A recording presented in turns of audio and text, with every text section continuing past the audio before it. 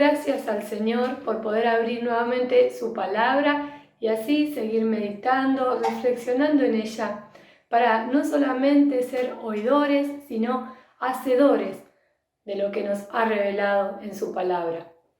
Venimos considerando el libro de Efesios, una carta escrita por Pablo cuando estaba en Roma, preso, encadenado a la muñeca de un soldado romano noche y día. Él habla de una armadura, dando a conocer a los hermanos, para que estos puedan tener plena conciencia de sus recursos espirituales, de los recursos espirituales que hay en Dios y en su palabra. Repasando un poquito sobre la armadura, vamos a ver que se nos habla de la lucha que afrontamos y cómo debe tomarse toda la armadura espiritual como buen soldado de Jesucristo para pelear la buena batalla de la fe. En videos anteriores vimos quiénes son y quiénes no son nuestros enemigos. Vencemos usando el cinto de la verdad, ceñidos nuestros lomos, protegidos con la coraza de justicia, ya que esta armadura es de protección. Prestos, preparados, deseosos, calzados los pies con el Evangelio de la paz. El calzado usado como prenda misionera, levantando el escudo de la fe, con el mantenimiento que conlleva este escudo, como nos explicaba Eduardo en mensajes anteriores. Esta fe en Dios que involucra las emociones, el intelecto, que es activa, comunitaria, también un escudo al lado del otro para contrarrestar el ataque, usando el yelmo de la salvación, resguardando la cabeza y los sentidos, la espada, símbolo de la palabra de Dios, preparada para que con mansedumbre y reverencia, ante todo el que nos demande razón de nuestra esperanza, la podamos usar. Un arma cortante que penetra y discierne los pensamientos y las intenciones del corazón. En este video abordaremos el versículo que se encuentra en Efesios capítulo 6, versículo 18. Orando en todo tiempo, con toda oración y súplica en el Espíritu, y velando en ello con toda perseverancia, por todos los santos, y por mí, a fin de que al abrir mi boca me sea dada palabra para dar a conocer con denuedo el misterio del Evangelio, por lo cual soy embajador en cadenas. Que con denuedo hable de él como debo hablar. Al analizar a simple vista este texto, el tema central es la oración. Y veo en esta palabra que el apóstol Pablo menciona algunas características. En la primera frase podemos ver claramente una oración más bien en tanto general, pero también personal, cuando refiere orando en todo tiempo.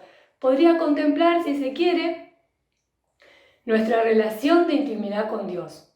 Con toda oración. En este fragmento vemos esta poderosa arma en su expresión más bien amplia, con las distintas aristas que la misma pueda tener. Súplica en el Espíritu. Vemos claramente en este tipo de oración la intervención del Espíritu Santo en nuestra vida. En el mismo acto, finalmente, vemos una oración intercesora, donde consideramos al cuerpo de Cristo, a nuestros hermanos, corriéndonos de nuestro eje y alumbrados por Jesús, quien fue y es el ejemplo de intercesor. Por eso la oración es un eje que atraviesa todo el mensaje de la armadura espiritual, al igual que velar en el Espíritu. Recordemos a Jesús diciendo: velad y orad para que no entréis en tentación. El Espíritu a la verdad está dispuesto, pero la carne es débil. Esta comunicación del hombre con Dios se basa en la seguridad de que Dios existe y es galardonador de los que le buscan. Desde el principio hubo una intimidad abierta y natural. Lo vemos con Adán en Génesis 3. Oramos porque a Dios le agrada y quiere tener comunión con sus hijos. Es un asunto de amor y obediencia. El espíritu a la verdad está presto. Entonces, a veces la carne es el problema.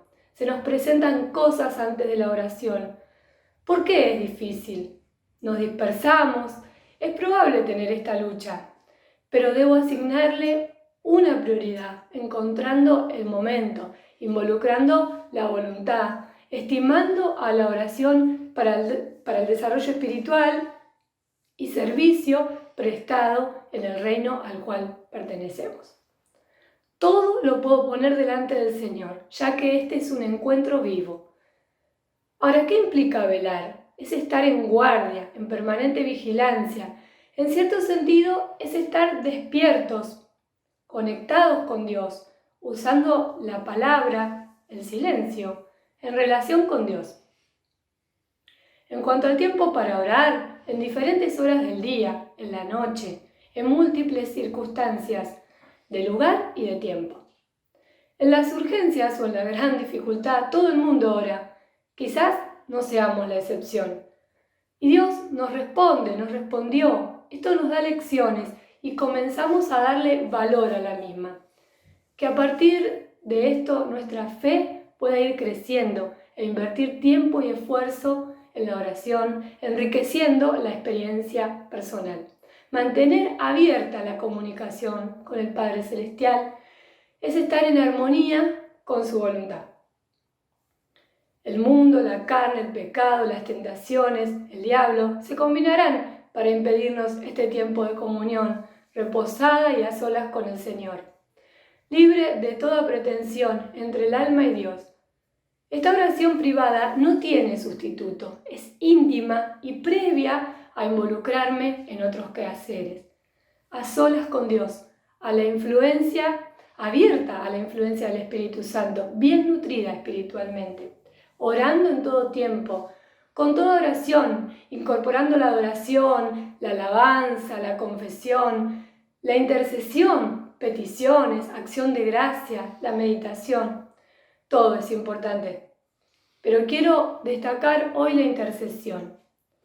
¿Y qué significa intercesión? Es hablar con alguien a favor de otra persona para conseguir un bien o librarla de un mal. Espiritualmente es una súplica a favor de otra persona. Es la posibilidad de ser pontífices, puentes, canales adecuados para su gracia y amor. Para poder hacerlo, primero debo ser renovada en el espíritu, dando lugar y buscando su presencia, su manifestación en mi vida. Mantenerme orando en el espíritu, en todas las crisis, con toda clase de oración y súplica, alerta en oración, perseverante por todo el pueblo consagrado a Dios. Vamos a ver al apóstol Pablo, que se encomienda a la oración intercesora, sabiendo la importancia que tiene.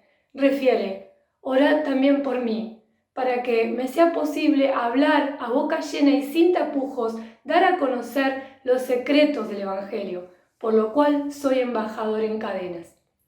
La importancia de tener al cuerpo de Cristo apoyando en oración. En estos tiempos de dificultad pudimos ver a nuestros hermanos descansar en sus momentos de zozobra, sabiendo que la Iglesia los acompañaba y los acompaña en oración.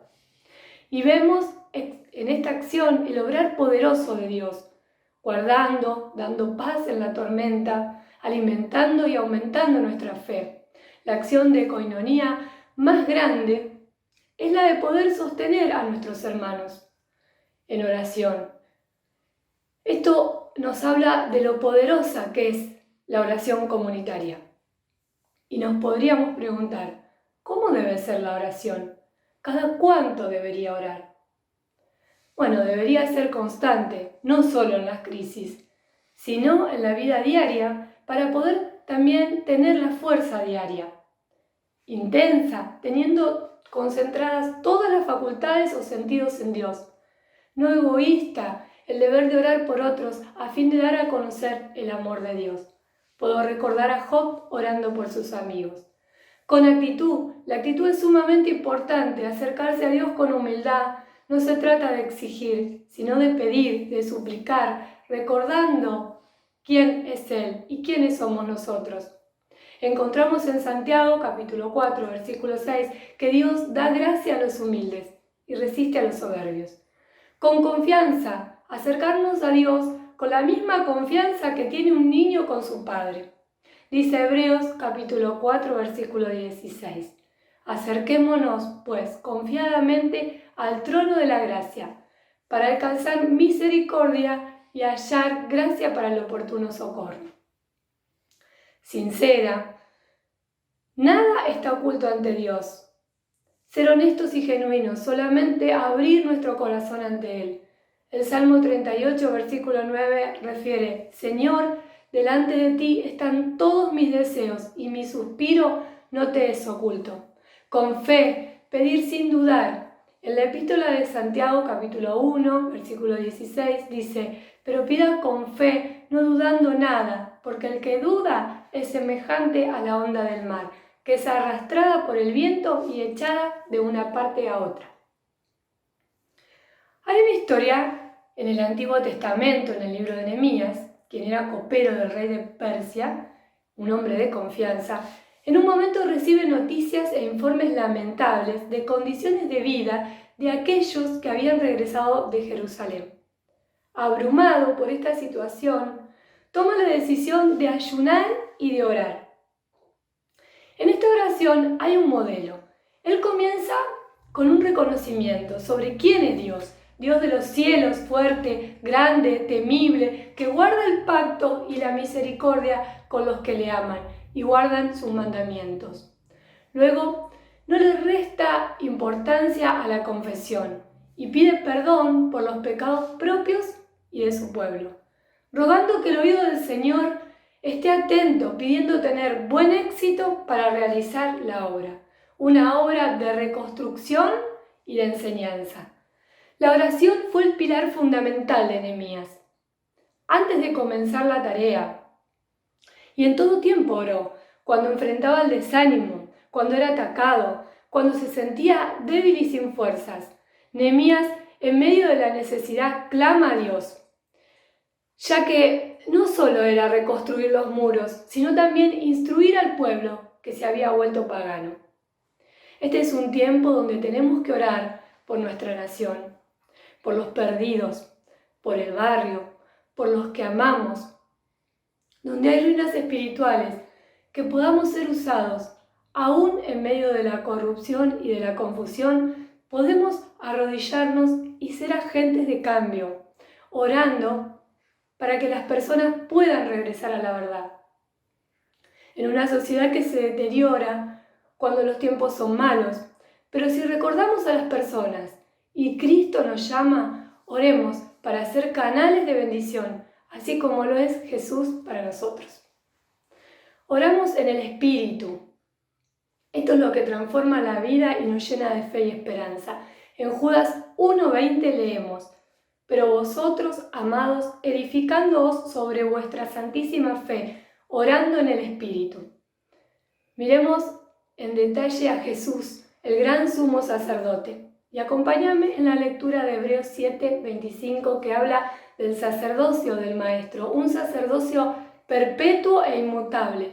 La palabra de Dios dice: por lo cual puede salvar perpetuamente a los que por Él se acercan a Dios, viviendo siempre para interceder por ellos. La intercesión es parte de la herencia de los hijos de Dios, sea que seamos indiferentes o la ignoremos, que hoy podamos ser fieles a este llamado. Sigamos leyendo en Romanos 8:34. ¿Quién es el que condenará? Cristo es el que murió, más aún el que también resucitó, el que además está a la diestra de Dios, el que intercede por nosotros. Pero la intercesión no es una característica privativa de Jesús como única persona de la deidad. Hay un gen, un ADN intercesor que también lo vamos a ver en la persona del Espíritu Santo. Miremos en Romanos 8:26. Y de igual manera el Espíritu nos ayuda en nuestra debilidad. Pues qué hemos de pedir como conviene no lo sabemos, pero el Espíritu mismo intercede con gemidos indecibles. En la literatura cristiana primitiva, la frase "en el Espíritu" significa bajo la inspiración o control del Espíritu Santo. Y con referencia a la oración, indica una oración en el que el Espíritu suple las palabras. Por eso nos queda abrazar con disposición la oración por otros y contribuir a este compromiso filial. Los discípulos de Jesús se dieron cuenta de la importancia que tenía la oración intercesora. vemos que Pablo pide oración a los hermanos de Tesalónica. En el libro primero de Tesalonicenses, capítulo 5, versículo 25, refiere: hermanos, orad por nosotros. Santiago enseña y alienta a la oración de unos a otros. En el capítulo 5, versículo 16, refiere: confesaos vuestras ofensas unos a otros y orad unos por otros para que seáis sanados. La oración eficaz del justo puede mucho. Vemos en el texto que estamos considerando en Efesios que luego Pablo los exhorta a la oración personal e intercesora.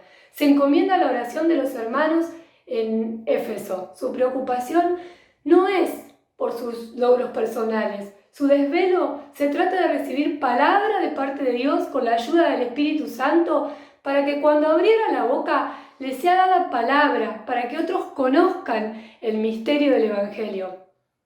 Esto habla de una oración que se corre de todo eje personal o egoísta. Que Él pueda ser un instrumento, que este pueda ser nuestro deseo, que podamos tener gracia de parte del Señor para alcanzar a los perdidos. Que nuestra preocupación sea que los planes del Señor sean manifiestos cuando compartamos las buenas nuevas. Perseverantes, firmes y fieles a ti, amado Dios. El apóstol Pablo tenía un sumo respeto y amor por predicar la palabra de Dios. Es por eso que en Romanos, capítulo 8, versículo 15 refiere: cuán hermosos son los pies de los que anuncian la paz, de los que anuncian buenas nuevas. Pablo es embajador y la oración intercesora que pedía a su favor no era ser libre de las cadenas, porque a pesar de estar encadenado físicamente, su deseo era poder hablar con denuedo el misterio del Evangelio. Predicar el Evangelio, este Evangelio que es poderoso y misterioso, mostrado en el tiempo del Señor Jesucristo. Estaba escondido, pero ahora es revelado a los santos. Misterio que a otras generaciones no se dio a conocer a los hijos de los hombres, como ahora es revelado a sus santos apóstoles y profetas por el Espíritu, que los gentiles son coherederos y miembros del mismo cuerpo y copartícipes de la promesa de Cristo Jesús por medio del Evangelio. Cristo es la esperanza de gloria. Todo aquel que lo recibe es transformado. Estemos en oración perseverante, luchando con estas armas que no son carnales, sino poderosas en Dios para la destrucción de fortalezas, como lo expresa Pablo en 2 Corintios capítulo 10, versículo 4. Démosle a estas armas que estuvimos viendo en su palabra el uso adecuado, ya que son efectivas y poderosas en Dios. En nosotros, los que somos de Dios, hay algo del cielo mayor que lo que hay en el mundo. En 1 Juan 4:4 refiere: hijitos, vosotros sois de Dios y lo habéis vencido, porque mayor es el que está en vosotros que el que está en el mundo. Quiero alentarte y decirte que la oración es el lugar de su presencia, donde vamos con fe, donde nos podemos abandonar en Dios, sabiendo que Él está en control. Moisés clamó a Dios y el mar fue dividido. Josué oró y el pecado de Acán fue descubierto. Ana ora y nace Samuel. Asa ora y gana una victoria. Daniel ora y le son reveladas las 70 semanas. Mardoqueo le ordena a Esther que ayune y ore, y Amán muere en la horca que él mismo había mandado para levantar contra Mardoqueo. Nehemías ora y el corazón del rey se ablanda en un minuto. Elías ora y la lluvia desciende a la tierra. Eliseo ora y el Jordán es dividido.